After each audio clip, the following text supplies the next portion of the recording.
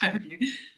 It's a great pleasure to see people here at this hybrid lecture of Friends. I just have to go through certain protocols before we get going, so I'll do that as quickly as I can. The Friends basically of the BSA support the Medical School at Athens, and we organise these regular lectures, about 6 every one year, and trips to Greece on an occasional basis. We'd be most grateful if you made a donation via the website and quote Friends lecture in the additional comments sector. Really, collectively, all these gifts make a huge difference to us. So please touch the link to donate, which is going to be posted in the chat by Flora, the administrative assistant. So before I introduce this evening's speaker, there are these few protocols that I hope will help the online element of this event to run smoothly. Throughout the talk, there's a Q&A feature available. It looks like 2 speech bubbles, one on top of the other, into which you can type questions for the speaker. Only you, the speaker, and the host can see these questions. After the lecture finishes, I will read out a selection of questions received online and in the room, and our speaker will respond. You should see a small window on the top right of your screen. If this gets in your way, you can mouse over it and either move it around your screen, or you can click on the bars above to make it smaller. I will actually repeat this Q&A protocol at the end of the lecture. But now I'm going to pass to an introduction of tonight's speaker. Dr. Pamela Armstrong graduated from Queen's University Belfast. She has an MA in Greek and Latin and a PhD in Byzantine and Ottoman archaeology. She is currently the Senior Research Fellow in Byzantine Cultural History and Dean of Degrees at Campion Hall, Oxford, where she's also a member of the Sub-Faculty of Archaeology and where she set up the Oxford Byzantine Ceramics Project. Her interests are wide. They stretch from medieval hagiography to Byzantine monasticism, but she has a particular interest in challenging texts with material evidence, particularly to do with ecclesiastical and monastic history. Her publications are numerous, and she currently has a volume on Torone, in which she's talking this evening, in press. She's also done fieldwork in Turkey, Cyprus, and Greece.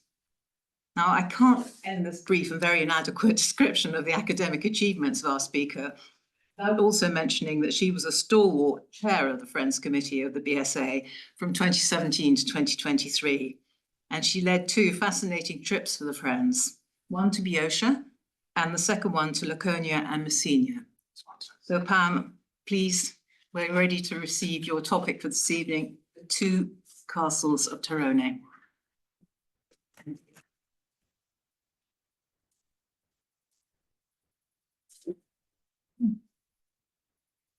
Thank you very much, MC. Very generous introduction. So, before I actually start my paper properly, I would like to acknowledge some people who have greatly helped and inspired my work at Torone. And first of all is Professor Alexander Kambitoglu, who was the former director of the Australian School in Athens and the director of the excavations, and John Papadopoulos, who introduced me to Torone and first showed me the wonderful pictures of the pottery which drew me to the site. And then while working there, I was helped by Denise Mackenzie, and in recent years, I've been helped by Stavros Paspallas, who was the acting director of the Australian School. And in helping my work for publication was Camilla Norman. And currently, I've received a lot of support from the new director of the Australian School, Professor Tamar Hodos. But most of all, my debt is to Beatrice McLaughlin, who has helped me through every step of the way, from being on site to study at the site, to hours of work together, working out how the medieval section worked into the classical excavations. Now, my talk this evening is about an archaeological site in northern Greece, with a long history of human occupation. Torone is at an imposing coastal locality just to the east of the city of Thessaloniki and close to the southernmost tip of the central of the three peninsulae that form the Chalkidiki. And the Sithonia Peninsula, south of the regional capital at Polyeros, had been basically uninhabited except for shepherds and seasonal overwintering of animals by the Athos monasteries until the exchange of populations in 1922, when Greeks from Asia Minor were settled there. And this can be seen in the name of one of the new settlements, Neos Marmaras, whose new citizens came from Marmaris on the southwest coast of Turkey. Now, the viability of Torone has everything to do with the sea because it was difficult to access from the landward side. And Torone's strategic location, jutting into the Aegean, made a useful port of call for maritime traffic from mainland Greece to the Balkans and the Black Sea, and for maritime traffic from, it's also, in Byzantine terms, conveniently located between the two principal cities of the empire, Thessaloniki and Constantinople.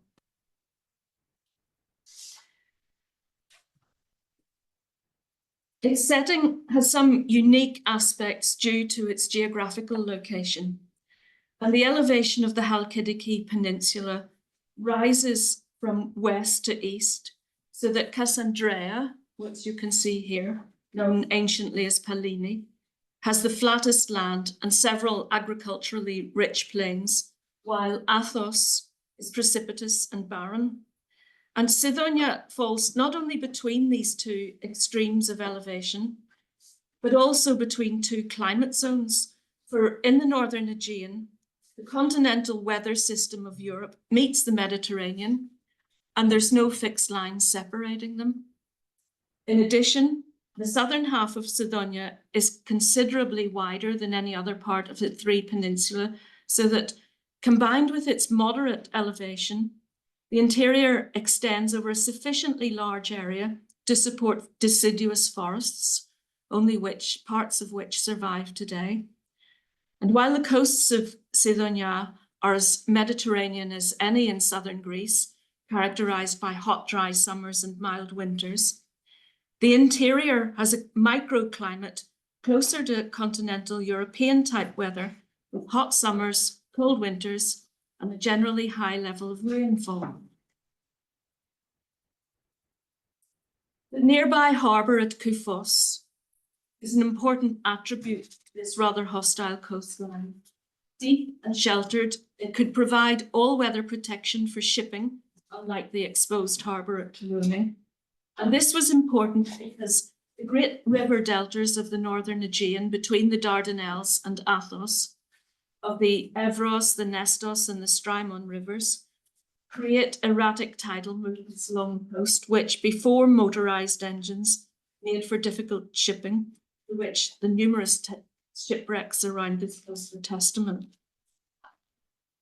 Torone stands on the side of a long sandy beach, which is bordered by a small erosion of land, a small extension of land, known since Thucydides' time as the Lekythos, on account of the similarity of its outline to the classical ritual funeral vessel of that name.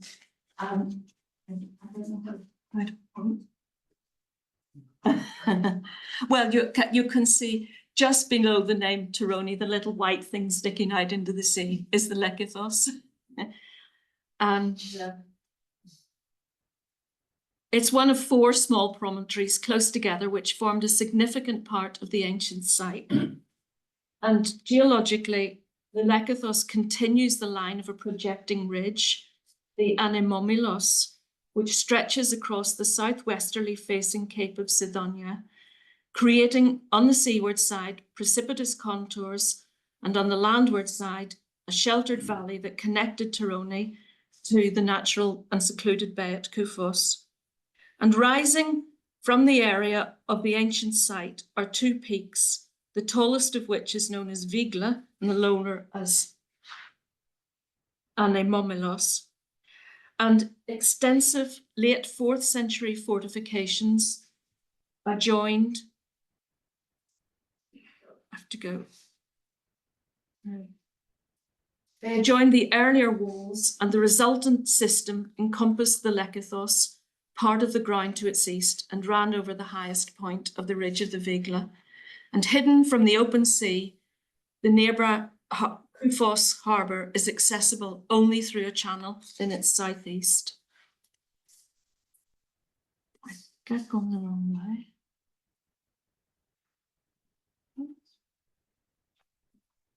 This is what I want to. That's it. These two hills marked Hill 1 and Hill 2 are the Vigla and the Anemomelos. And today, on a clear day, from the Vigla, it's possible to see eastwards beyond Athos to the island of Lemnos, to the west to Mount Olympos in Thessaly, and to the southwest, the most northerly of the Sporades Islands is visible. In previous centuries, visibility extended further. In 1701, it was possible to see Athos clearly and Sithonia from a ship sailing between Tenedos and the coast of the Troad. And from the top of the Vigla then, it would have been possible to see eastwards to the coast of the Troad on a clear day, south to the Sporades, and west to the Greek mainland. So given its favourable natural attributes, water, an extended view, and access to a safe harbour, it's surprising that Torone was not inhabited continuously throughout the medieval period.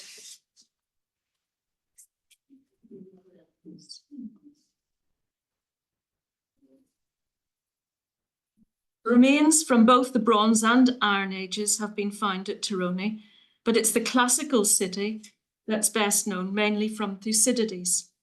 An Athenian colony, the city was located on the hills, and there was a famous temple dedicated to Athena on the Lekythos itself. And when the city was captured by the Spartan general Brasidas in 424, and it's the detailed description of this capture and its return to Athenian control 2 years later, which provided an understanding of the layout of the classical city.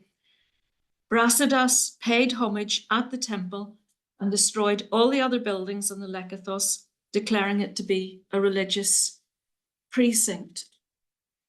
Now, there was an early Byzantine settlement at Torone, located on flat ground immediately to the north of the classical city, with 3 basilicas, suggesting a city of some size. And that is the beach which you can see off to the left of the photograph. And it's at the back of that beach is the we have one of the basilicas has been excavated, and below that the occupied area of the Roman and early Byzantine city extended into what is now sea. And there's no evidence for occupation either there or on the classical site between the demise of the early Byzantine settlement at some point in the 7th or 8th centuries and the foundation of a castle on the Lekythos in the early years of the 13th century. And this is one of the basilicas that's been excavated at the back of that beach, which I indicated to you. And I think you can see this is an indication of a building of quite some impressive size. Now, this picture shows the fortification wall on the Lekythos and the isthmus, which is the area to the left of the photograph with no vegetation on it. And from coin and pottery evidence for 13th century occupation, together with coins of the 19th century, it was thought that there was continuous habitation on the Lekythos for those 7 centuries. The demise of the castle was recorded historically in 1659, but even so, it was thought that the site continued in use after that. But excavations by the Athens Archaeological Society and the Australian Archaeological Institute at Athens jointly have corrected some of these assumptions. And given the relatively small area of the Lekythos and the fact that it was subjected to continuous occupation from Bronze Age to early modern times, understanding its occupation levels was a complicated process. For the Byzantine and Ottoman periods, the excavations have established definitively that there were two brief periods of occupation, probably each of about 50 years duration, in the first half of each of the 13th and 16th centuries, with no permanent occupation in the centuries in between. And also, there were two medieval fortifications built on the Lekythos, although even very recently scholarly works refer to a single castle built in about 1200 and destroyed in 1659. Now, at one time, it was thought that this semicircular wall, which you can see on the picture up in the top right-hand side, it was thought that that was the apse of a church inside what was obviously the remnants of a stout fortification wall. But it soon became very clear that the apse was actually part of a semicircular tower of a second fortification. Very little was understood about the two castles, and not even their order of construction. Now, these pictures show the interior of the semicircular tower, in the picture at the top, and the exterior of the corner of the well-constructed thick wall masonry from the other fortification. That's the bottom photograph. And from study of the ceramics associated with each, it became clear that the castle with the semicircular tower was the earlier of the two, and so as going to be referred to in this talk as Castle One. And coins and ceramics together also indicated that Castle One was constructed during the first half of the 13th century, after which the Lekythos was abandoned for several centuries. And careful inquiry revealed that Castle Two was functioning in the middle of the 17th century, definitively destroyed in 1659. It may have been founded around 1600, but because of the large numbers of tobacco pipes in the first occupation layers, it had to be founded after the introduction of tobacco. But of course, this makes the assumption that it was actually tobacco that was being smoked in the pipes. Now, this shows the what was revealed in the excavations, and the different phases have different colors. And initially, I'm going to talk about the pink, the things in pink, because these are the Byzantine remains. And much of the evidence for the physical remains of Castle One have been obliterated by Castle Two. The few surviving elements are of considerable interest.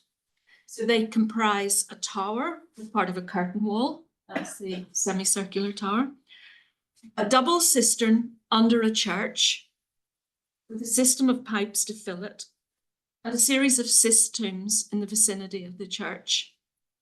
And these can all be seen here. And the little table on the bottom is the phasing that I used during my study of the ceramics to try to work out when things happened.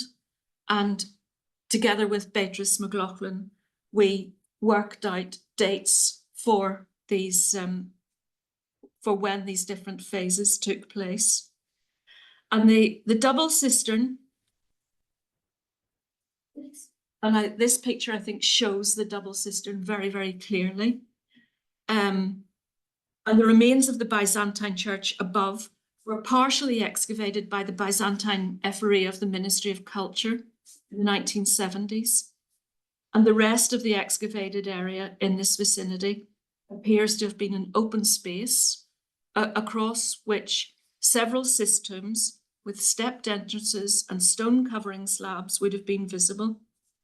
And cisterns were a widespread feature of Byzantine city life. They're frequently found under churches and under the Catholica of monasteries in both cities and rural areas. And cities were obviously also a common feature for storage of water supplies for garrisons. Now, it's not clear when the cistern was built, but we know it was utilised by the occupants of Castle 1, who constructed a sophisticated sequence of pipework to feed it, and a drainage conduit to channel water into the cistern, with water pipes inset into a wall with the same masonry style as the Byzantine tower. And the drainage channel produced early 13th century pottery. And a sophisticated system similar to this one, but complete, can be seen at Klamutsi Castle near Kalini on the western coast of the Peloponnese.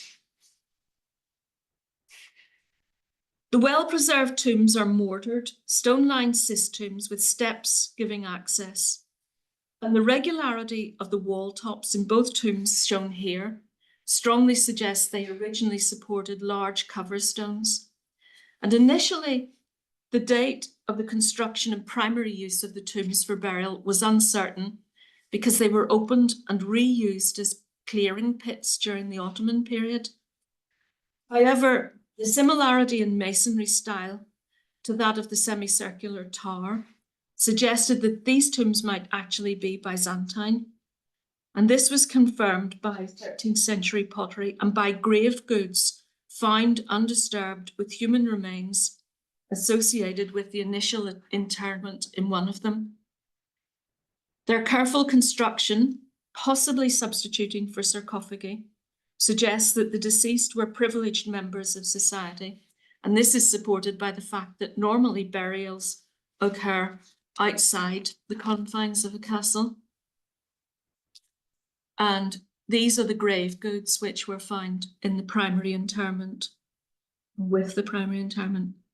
And the haphazard preservation of these grave goods tells us that this was the grave of a cavalryman or a knight.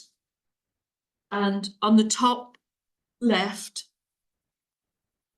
you can see the head of a short-handled striking implement, a clava, and it's usually carried tucked into a knight's belt until needed in close combat. And it would have had a wooden handle. And the iron ring that's fused to it is a suspension ring for hanging it.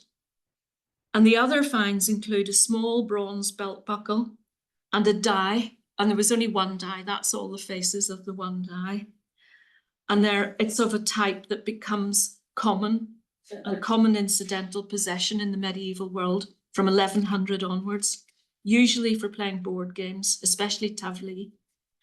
And there were some crystal and glass beads, either from a single string or beaded decoration of the vestments of the deceased. A parallel for the graves within the walls of Castle 1 is found at Tripoli in Lebanon, in the Crusader castle on Mount Pilgrim, where some 50 cist graves have been excavated. And they share with Torone the same style of construction, lined with mortared sandstone and covered by slabs of sandstone. Their irregular orientation, a feature shared with the Torone tombs, was attributed by the excavator to the available space rather than any religious belief, and was probably also the case at Torone. And perhaps the deaths that occasioned the need of the tombs at Torone were the impetus for the desertion of Castle 1. So now I'm going to move on to look at some of the finds that we had in Castle 1. And the coins, all the coins associated with the castle, were of the type known as trachis, the most common coins circulating in the Byzantine world. And they're dated mainly from the first quarter of the 13th century, but some from the second quarter. And their lack of wear indicates they'd not been in circulation for a prolonged period. And the sources of 8 of the 26 coins could not be ascertained, but of the remainder, 13 were minted at Constantinople, 4 in Thessaloniki, and 1 in Nicaea. And the one from Nicaea is extremely rare because the mint there only operated for 10 years, which tells us that the date of this coin was in the first 10 years of the 13th century. Now, the pottery from Castle 1 was much more fragmentary than the pottery from Castle 2. It had been trampled on more, and there had been several hundred years had passed before Castle 2 was built on top of it. And I'm just going to quickly go through some of the types of pottery that were found and where they're from. And this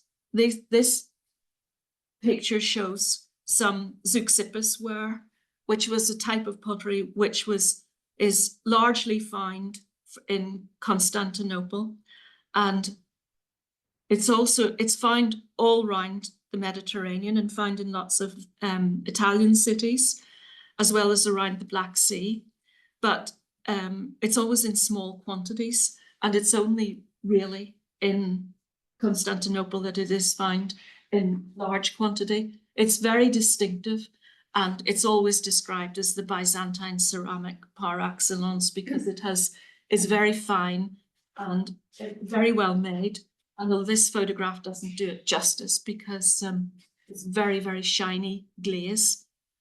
And we also found a very rare closed zeuxippus form. I think there are very few of these known. We have this pottery from the city of Ceres, which is north of Thessaloniki, an inland port. And there was a lot of this pottery from Ceres on the site. I'm going to talk about the significance of that later. And we also have these wares, which are 13th century wares, which were circulating in huge quantities around the East Mediterranean. And we have a lot of shipwrecks with this type of pottery, and they came to be known as Aegean wares because there's so many shipwrecks were found. And the one on the top right is a particular type of Aegean ware. It's called low ring base ware. It's very memorable. And it can be distinguished from other kinds of Aegean wares by its form and by its rather more careful potting. Now, it's thought that this type of pottery was being shipped in such huge quantities around the Mediterranean because it was being used as a profit-making ballast by Italian merchants, and in particular the Genoese and the Venetians.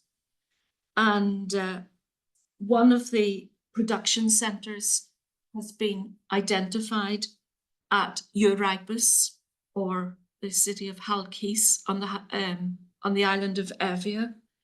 But there is at least one more production centre, and it's possibly in Constantinople. This is an interesting type of pottery called Akça Alan, where it's the Turkish name of the village where it was manufactured.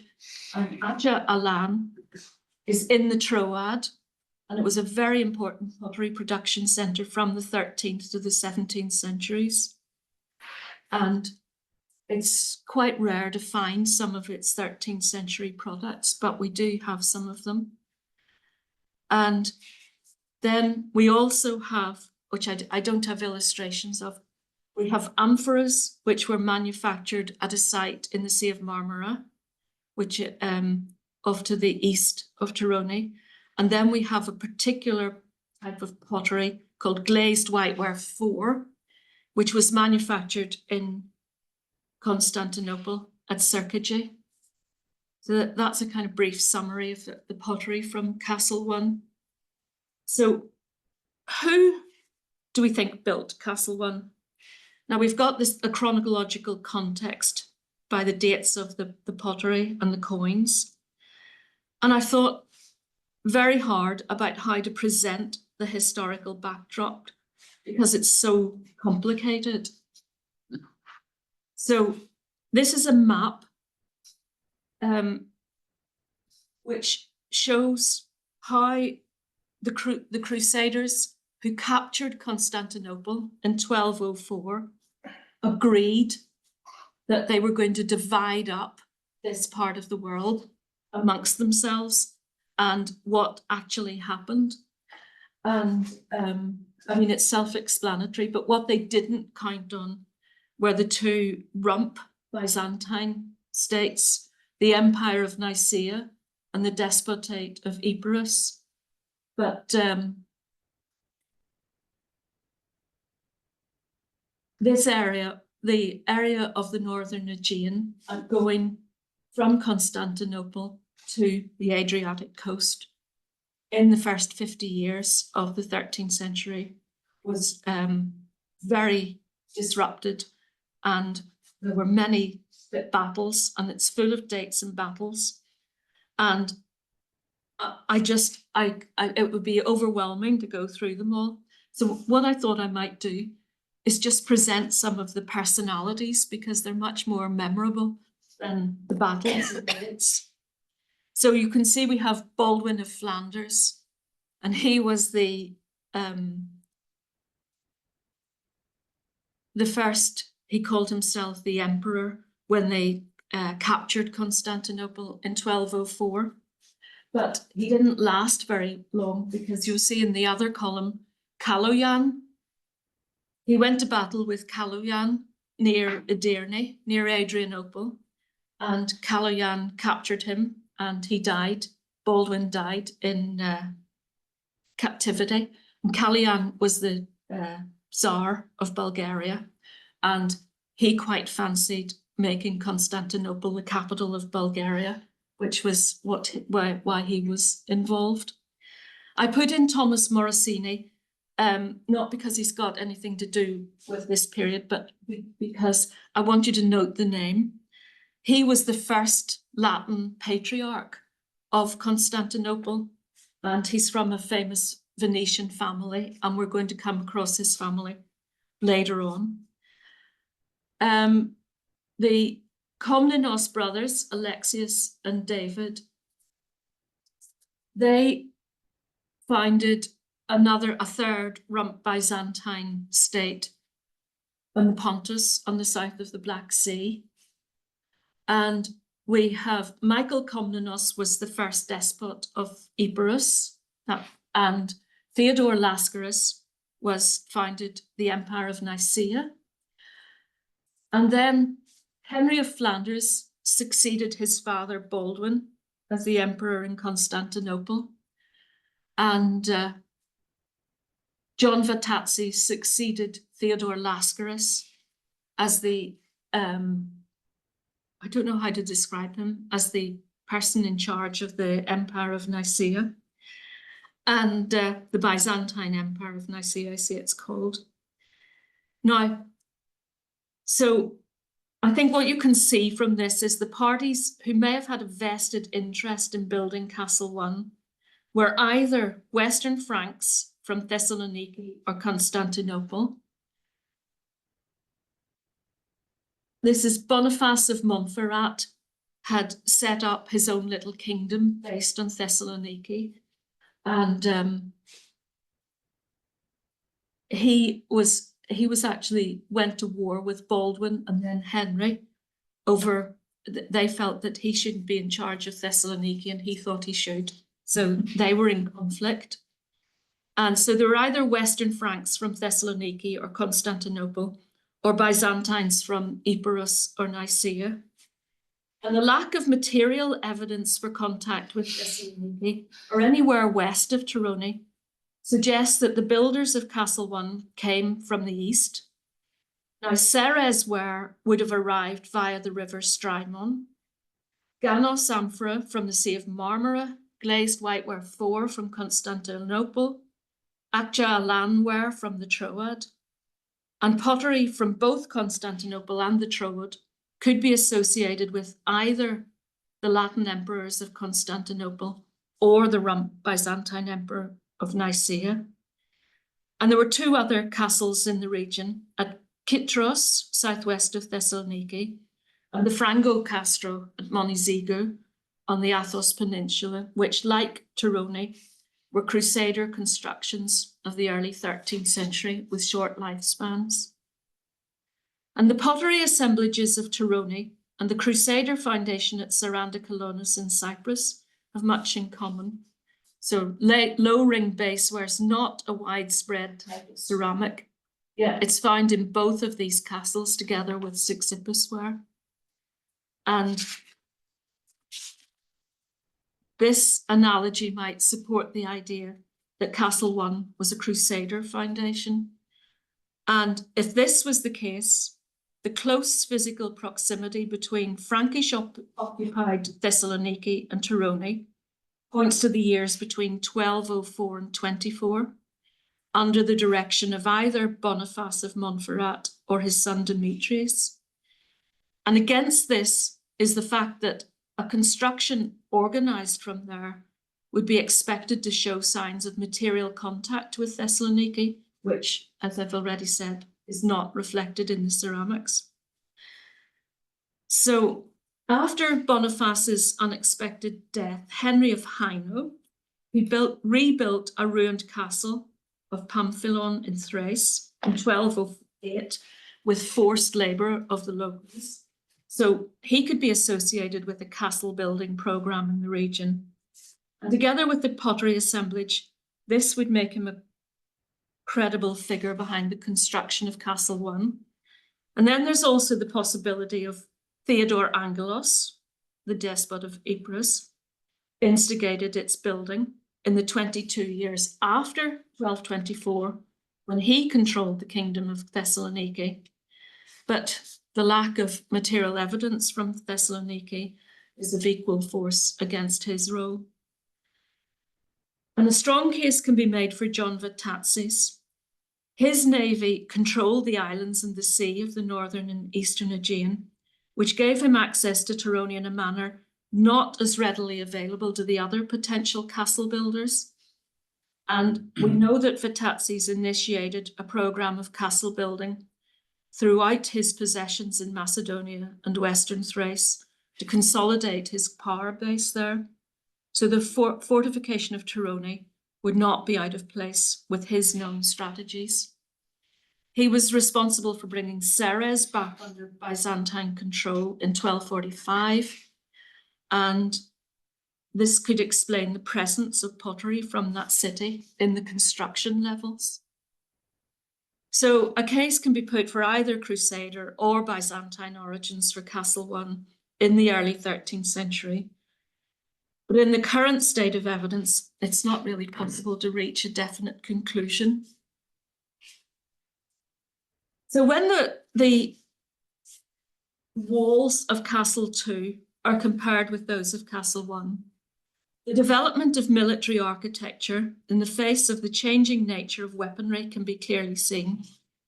And Torone's 3-meter thick walls could not only withstand artillery attack, they were strong enough to hold the artillery necessary for defense.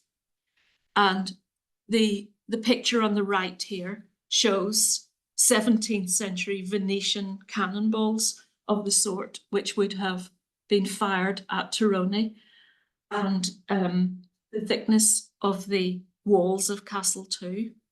And the walls of Castle 1 followed the outline of the Lekathos, as did the walls of Castle 2. But it seems that any surviving sections of the walls of Castle 2 were incorporated into the walls of the later castle. In terms of political history, there's few references to events in the northern Aegean in the latter years of the 16th century. The repercussions of the Battle of Lepanto at Naupactus in 1571 may perhaps have impacted on Torone, when a prophylactic defense strategy was adopted by the Ottomans, which involved the construction of many castles at perceived locations, usually coastal, around the Eastern Mediterranean. But it was not until the middle of the 17th century that Torone became strategically significant in any of the wars conducted by the Ottomans, whether in Europe or the East Mediterranean.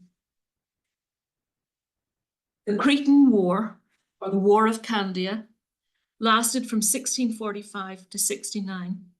And after almost 10 years of stalemate, from 1654 on, the Venetians adopted a preemptive policy of blockading the Dardanelles in the early spring, not holding the Turkish fleet back from entering the Mediterranean, not only holding them back, but from entering the Mediterranean, but causing much hardship in Istanbul itself, since food supplies couldn't get through.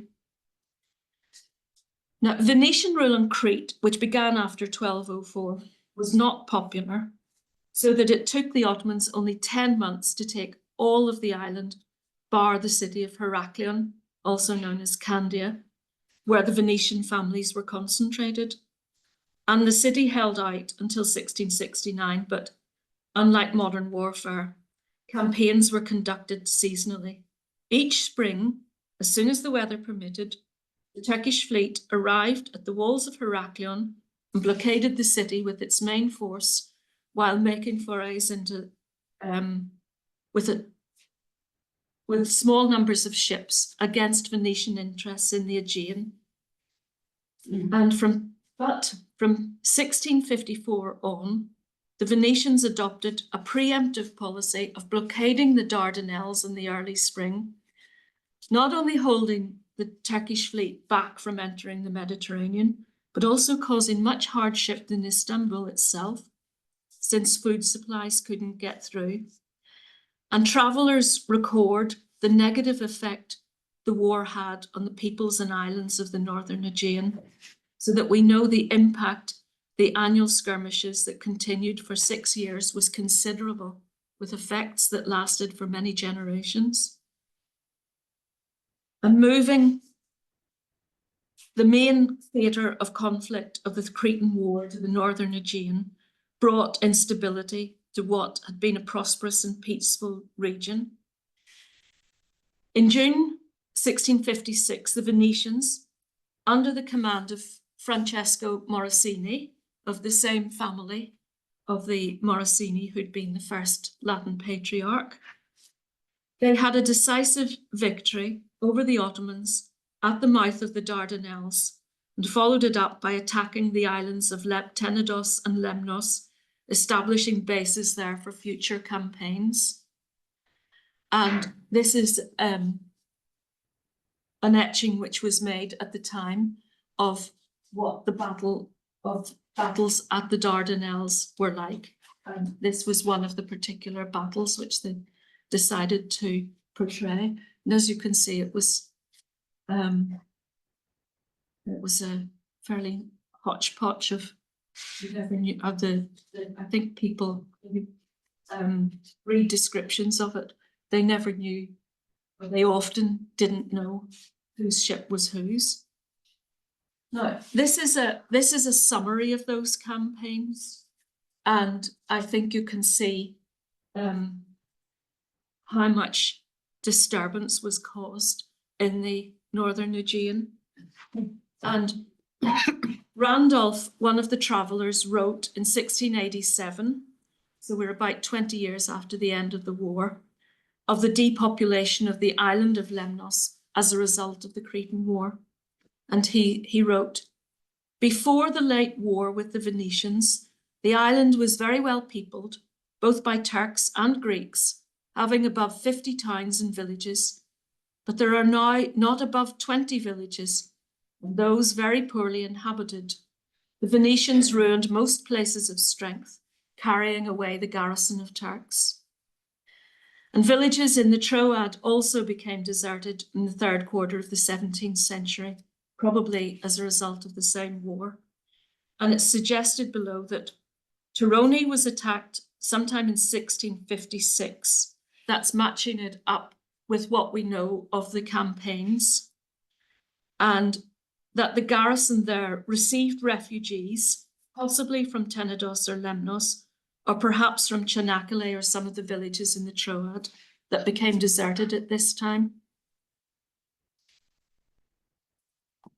So on the 25th of April, 1659, Morosini arrived at the Dardanelles from where he set out to sack Torone, and the attack is described in detail by the Venetian historian Brusoni only a few years later.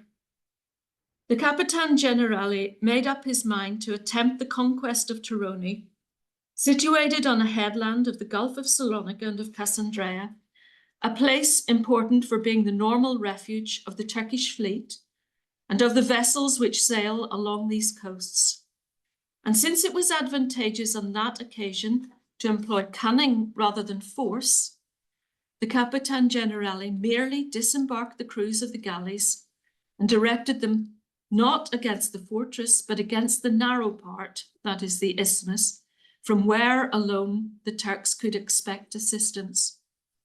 And despairing of assistance, for that reason, everything was left abandoned and the whole place was overcome by the Venetians. The booty was considerable, the quantity and quality of the cannons which were removed from the fortress, which was blown up by means of mines. And as Brusoni was writing less than a generation after the event, he probably had access to eyewitnesses' accounts. And a detailed depiction, which is shown here, of the castle was compiled by Coronelli from statistics collected by army engineers who'd been on campaign with Morosini. And it corresponds very well with what's been revealed archaeologically.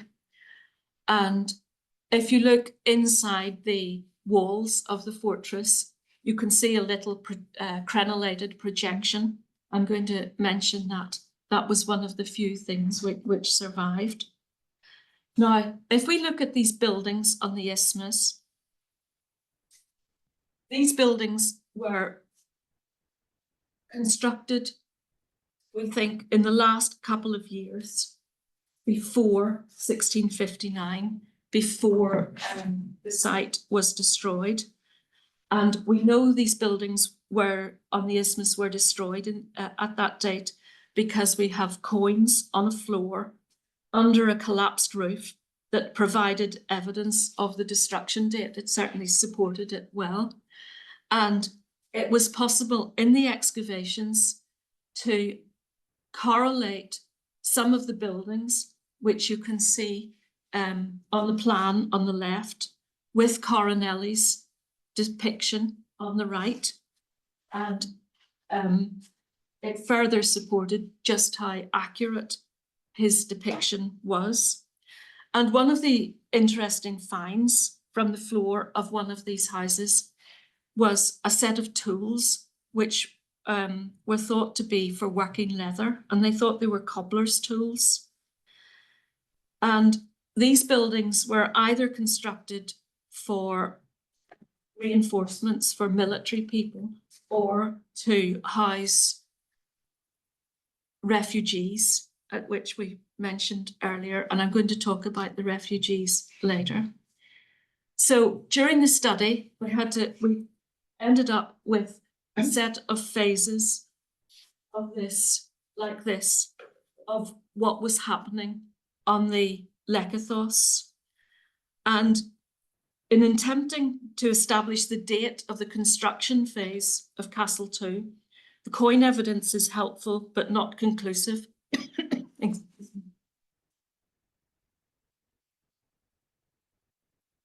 The three earliest coins of the Ottoman era from the site are dated to around 1600, and it may therefore be tentatively proposed that Castle II was established around 1600.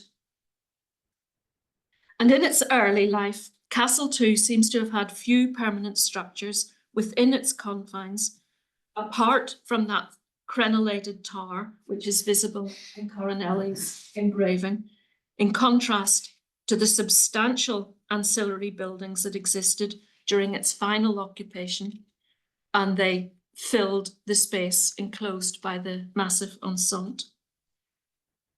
And the operation of Castle II can be most easily understood in the context of the war over Crete.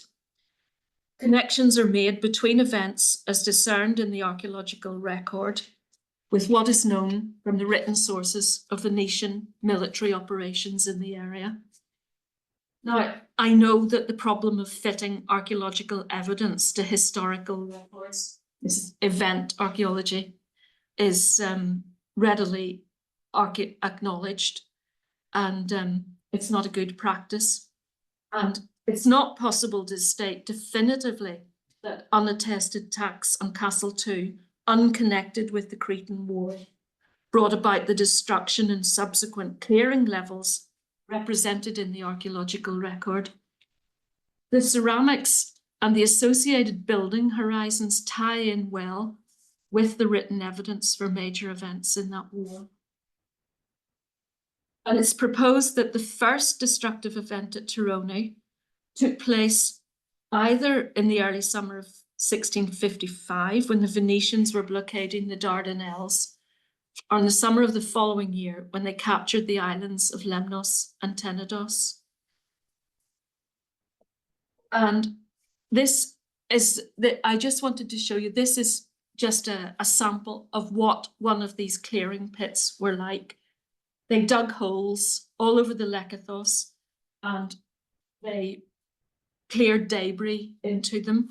And that's where a lot of whole or almost complete vessels were found. And then they also, on top of these clearing pits, are leveling fills, because they were building new buildings inside the fortress, the main fortress wall. So as a result of destructive event 1, there seems to have been a major refurbishment inside Castle II, where clearing pits are found alongside leveling fills, and a storeroom was created inside the semicircular tower, and it needed repairs from artillery damage. And these are some of the rooms which were created inside Castle II as a result of destructive event 1. And in the period of 1 or 2 years proposed for phase 8, pottery began to be made in the castle. And pottery wasters were found in a single clearing pit at one end of the site, and part of a kiln for making glazed pottery was found in another clearing pit, indicating that the kiln itself may have been inside the castle.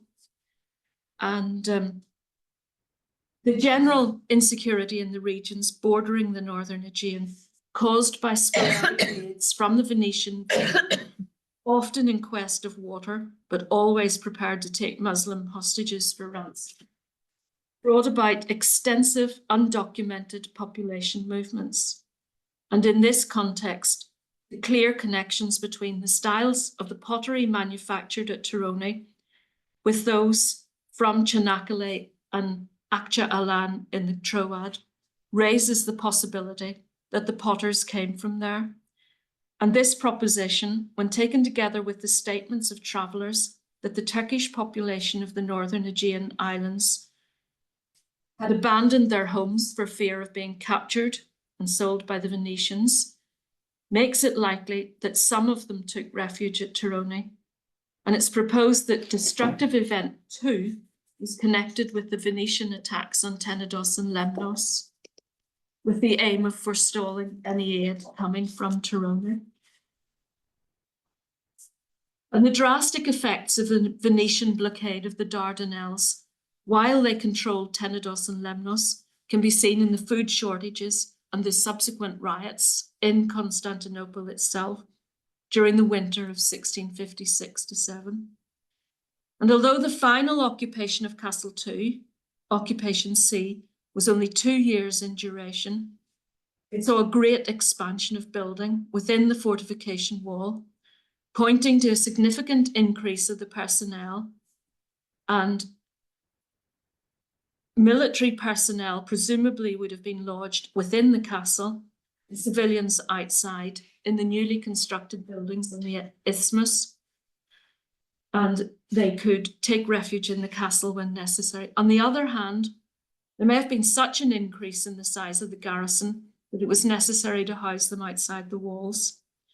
And the enterprise of building the structures on the isthmus, the remodelling of the interior of the castle in such a short space of time, possibly only one winter, was a serious undertaking, although perhaps in keeping with the response of the Ottoman government to the shock of the riots in Constantinople. Castle 2 was completely destroyed, as can be seen in the chunks of debris and scatters of roof tile that cover the site. It had a lifespan of about 60 years, and the final 3 or 4 of which provide the principal context for the archaeological material in the study. Now, the pottery associated with Castle 2 couldn't be dated as closely as the material from Castle 1. And on the strength of our existing knowledge of Ottoman household wares, many of the types could be placed approximately within 300 years from the 16th to 18th centuries. And the textual evidence the castle was destroyed in 1659 is a vital terminus ante for the ceramics found there. And taken together with the suggested date for the initial occupation of the castle around 1600, all the associated material, pottery and other finds, may be dated within the narrow parameters of approximately 60 years. And although the ceramic types used in Castle 2 may have existed before and after the castle, the importance of the Torone assemblage is its contribution to the advancement of a more sophisticated understanding of the evolution of Ottoman domestic pottery than exists at present. Now, without Bressoni's terminus ante date, the evidence of tobacco pipes may have led to the erroneous conclusion that Castle 2 was operating significantly later than it actually was, based on current understanding of their chronology. Tobacco pipes were in use during the primary occupation of the castle, which could possibly go back as far as 1600. And the current orthodoxy is that tobacco pipe production began towards the end of the 17th century, even though tobacco was being widely grown at the beginning of that century. So it's of considerable importance to find so many pipes that can be dated up to 50 years before the received chronology. And therefore, the Torone finds may indicate that their production coincided much more closely with the introduction of tobacco plant cultivation. And since the 82 pipes here came from only the small sample area of the site that was excavated, it should mean that they were present in far greater numbers. And by contrast, in the city of Thebes, only 6 were found in Ottoman contexts during the excavation of the central square, where smoking paraphernalia associated with coffee shops might be expected to occur. Now, these are obviously some of the tobacco pipes from the site. And now I'm going to take you through at a bit of a speed some of the pottery from Castle 2. And here they had some little coffee pots, little coffee cups. We had these fragments of an Iznik jug, and the one on the right is in the Victoria and Albert Museum. So now we can help by giving it a much closer date than they have. And similarly, this mug is in the Victoria and Albert Museum.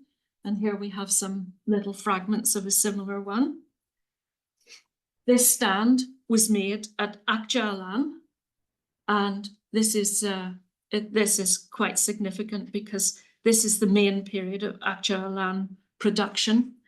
And we've got several of these stands complete at Torone.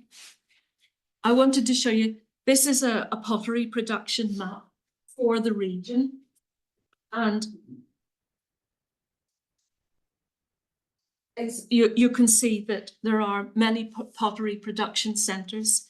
And what seems to have happened in the first 50 years, or really in that decade between 1650 and 1660, many of the pottery production sites moved, and they had been there from the 13th century, but they moved to other locations. Some of them actually moved onto the island of Thasos.